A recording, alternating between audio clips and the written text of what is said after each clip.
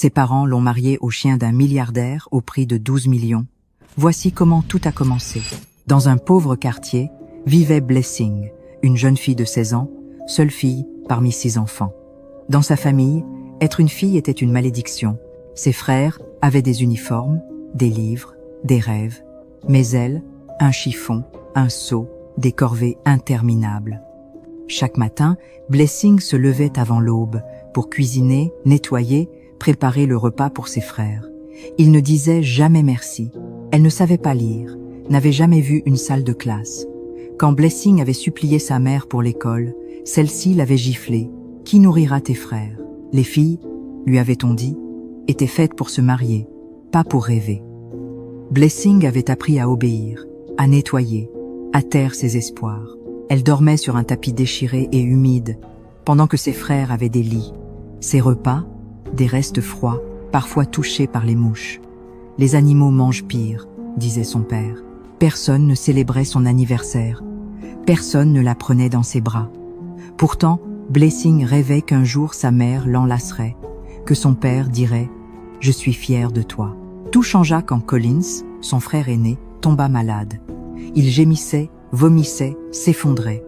Les parents l'emmenèrent à l'hôpital comme un roi, laissant Blessing récurer le sol. À leur retour, ils étaient brisés. « Tumeur au cerveau », dit le père. « 12 millions pour l'opération », murmura la mère. Une somme inimaginable. Ils vendirent la voiture, la télévision, le générateur, les perles de la mer. Rien ne suffisait. Collins dépérissait. Ses yeux devenaient gris. Une nuit, la mère entra, froide, et déclara « Blessing, un homme riche offre une fortune pour marier sa fille à son chien. » Blessing la fixa, abasourdi. « Tu veux que j'épouse un chien ?» Sa mère ne s'y pas. « C'est pour ton frère, pour nous. » Ce n'était pas une blague. Le cœur de Blessing s'arrêta. Elle n'était qu'un sacrifice. Les yeux de sa mère, froids et sérieux, glacèrent Blessing. « Maman, je suis un être humain, » murmura-t-elle, tremblante. Sa mère se leva, offensée. « Ne sois pas idiote, Blessing. C'est pour la survie, pour Collins, pour la famille. Ton frère meurt.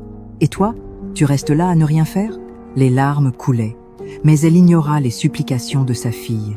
« J'ai 16 ans, » pleura Blessing. Sa mère leva les yeux au ciel et partit. Blessing passa des heures à serrer ses genoux, espérant un cauchemar, mais c'était réel.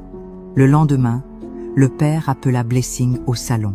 Sa mère, assise comme une reine, ses frères comme des rois, aucun regard gentil. « Tu vas te marier, » dit le père. « Avec qui ?» demanda Blessing, le cœur lourd. « Le chien de l'homme riche. Il paie 12 millions. » Les jambes de Blessing lâchèrent. « Je ne suis pas à vendre !» cria-t-elle. « Un fardeau de 6 ans !» grogna le père.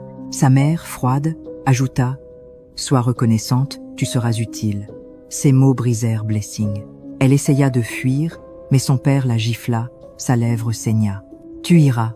ordonna-t-il, la traînant dans sa chambre qu'il verrouilla. Allongée, tremblante, Blessing comprit. L'amour n'existait pas ici, seulement le devoir. Elle était leur sacrifice. À l'aube, sa mère jeta ses vêtements usés dans un sac en nylon, sans un mot. « Lave-toi, le chauffeur arrive », dit-elle froidement. Figée, Blessing espérait un sursaut d'humanité. Ses parents l'ont mariée au chien d'un milliardaire pour 12 millions. Partie 2, mais rien. À 9 heures, une voiture noire arriva. Un homme riche, en costume, examina Blessing comme du bétail. « En bonne santé », dit-il. Son père, souriant, prit l'enveloppe d'argent. « Elle est à vous », déclara-t-il. Sa mère ne regarda pas. Blessing monta dans la voiture, serrant son sac, le moteur démarra. En s'éloignant, elle vit sa maison. Personne ne pleura. Elle était vendue, non pour l'amour, mais pour un chien. Le trajet mena Blessing à travers des rues animées, puis des quartiers calmes aux maisons somptueuses. Une large route bordée d'arbres menait à une immense porte dorée qui s'ouvrit comme par magie. Le manoir était grandiose, murs de marbre blanc, fenêtres scintillantes, une fontaine dansante au centre de la cour. Était-ce la demeure du chien? Le chauffeur ordonna à Blessing de descendre. Tremblante, elle le suivit, le cœur battant. L'intérieur sentait la rose et le bois poli, une aura ancienne flottait. Le couloir, orné de miroirs et de lustres, semblait infini. Les pieds nus de Blessing s'enfonçaient dans un tapis doux. Des domestiques en noir passaient, tête baissée, silencieuses. Ils atteignirent de grandes portes doubles. À l'intérieur, sur un coussin surélevé, trônait le chien. Pas comme Blessing l'imaginait, fourrure blanche, yeux bleus trop humains, massif, immobile. Blessing se figea. L'homme en costume s'inclina. « Maître, votre fiancé. » Les genoux de Blessing tremblaient, sa gorge s'asséchait. Le chien la fixa, un regard ancien, froid. Il se leva, encore plus imposant, sa fourrure luisante, un collier de diamants scintillant. Il ne grogna pas, l'observa seulement. « Incline-toi devant ton mari », ordonna l'homme. Choqué, Blessing plia les genoux, cœur battant à tout rompre. Le chien s'approcha, reniflant l'air, ses pattes douces sur le tapis. Il s'arrêta, l'étudia, puis hocha la tête. « Il t'accepte », dit l'homme, comme si elle était un bien. Soulagement, terreur, malédiction, Blessing l'ignorait. Deux domestiques emmenèrent Blessing dans une chambre dorée, avec un lit immense, des rideaux de velours, un lustre scintillant, une prison de princesse. La porte se verrouilla, la fenêtre était barrée. Seule, elle s'assit sur le lit, larmes trempant les draps de soie. Ce n'était plus qu'une question d'argent, mais quelque chose de plus sombre. Blessing ne dormit pas, fixant la porte, terrifié. À l'aube, des pas, un coup léger.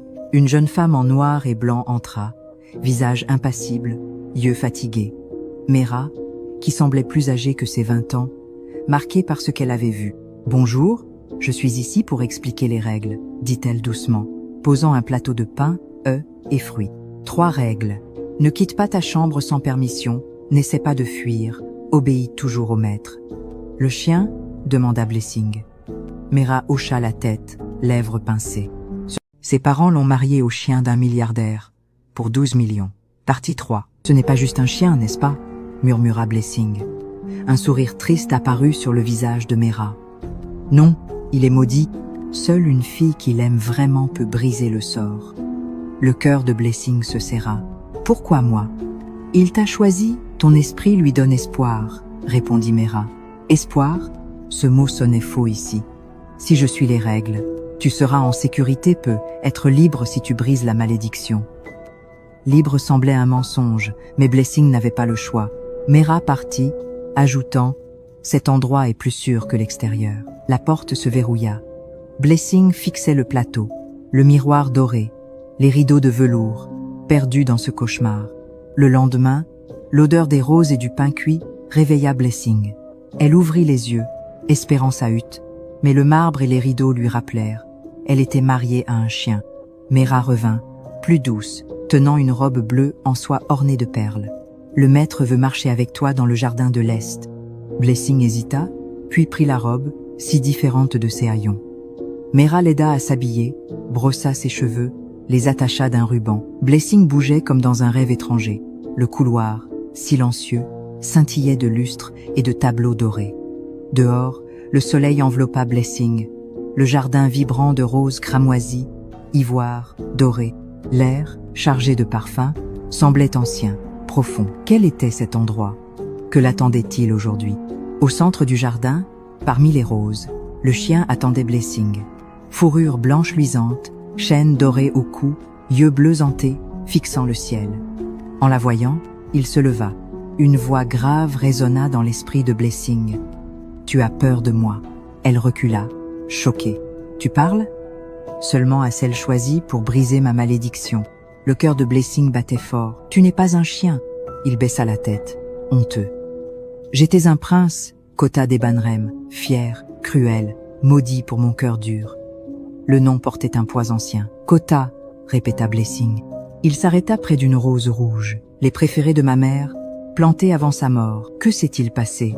demanda Blessing. « Ma fierté l'a tué », murmura-t-il, plein de chagrin. Silencieuse, Blessing s'approcha. Le vent bruissait, un pétale tomba. 2 âmes brisées partageaient ce silence, un lien naissait. Les jours suivants, Blessing marchait avec Kota dans le jardin de l'Est, un havre paisible contrastant avec le manoir étrange. Au début, elle gardait ses distances, mais ses yeux bleus, porteurs de siècles de silence, la rassuraient. Il ne grognait jamais. Un matin, sous un sycomore, la brise chantante, Blessing demanda « Pourquoi cette malédiction?